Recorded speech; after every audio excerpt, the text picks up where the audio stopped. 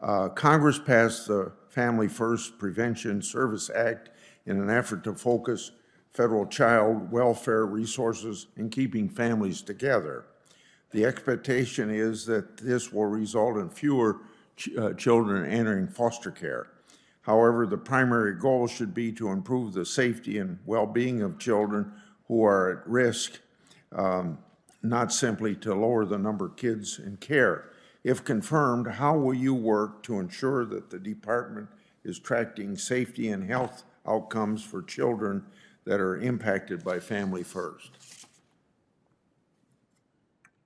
Thank you for that question, Senator, and thank you for your leadership and this body's leadership on passing Families First, which is a very important piece of legislation that when we live out its vision fully is going to make a big difference and is making a difference now for families and children.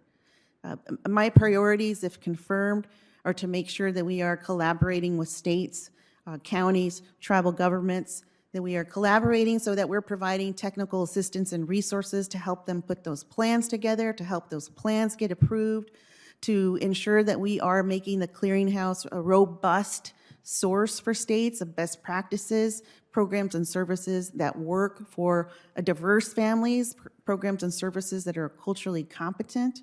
And it's collaborating across HHS and across government. How can we work better within HHS? How can we work better with HUD to provide services, to collaborate, and at least to communicate to families on the ground all of the ways that this Congress has passed and the administration is living out to support families and children. So those are my priorities. If confirmed, I look forward to being a partner with you, with states, with tribal governments, and with our partners on the ground to make sure that we are supporting families and children and trying to keep them safely together. Yeah. For Ms. Gaston, across the country, including my state of Iowa, there's a shortage of foster parents. This has caused a very unsuitable placement for children who need to enter foster care. Many foster parents choose to stop fostering after only 1 year, and most say that they didn't feel supported by the agencies. So how would you, if confirmed, approach improving the retention rates of foster parents?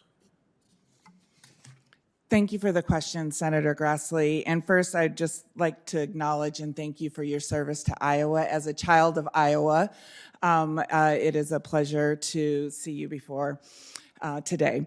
Foster parents have a very difficult job.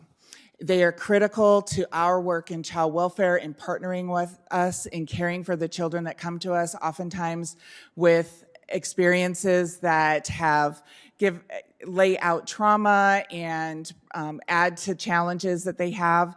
And so it is critical that we support our foster families, that we recruit families that diversely represent the children and families that we're serving, and that we're looking for ways to be able to support them. In my experience, I've been able to work really closely with the foster parent associations in each of the states that I've served in Maryland and Oregon, and identify really a feedback loop so that as the agency we're getting information directly from those that are serving with us to be able to identify where are the places that we have needs for improvement, what are the things that are working. The other important piece is we need partners. And so partnering and collaborating with community, with organizations to also wrap around the support that foster families and the children that they're serving, as well as their families, is really critical to being able to create, again, a safety network that is also inclusive of our resource families and foster parents. Last February, this will be my last question. Last February, Secretary Becerra went before our committee. He was asked about being responsive to questions that we would ask him. He committed to Chairman Wyden that he will be prompt in answering questions by any senator of this committee. Secretary Becerra told me in writing, quote, "I will provide prompt responses in writing to requests from any members of the committee." Unfortunately, this has not happened. On June the 10th, 2021, At the budget hearing, Secretary Becerra, I submitted questions for the record, including about rural health and my oversight into COVID-19 origins. In total, 20 senators asked 181 questions.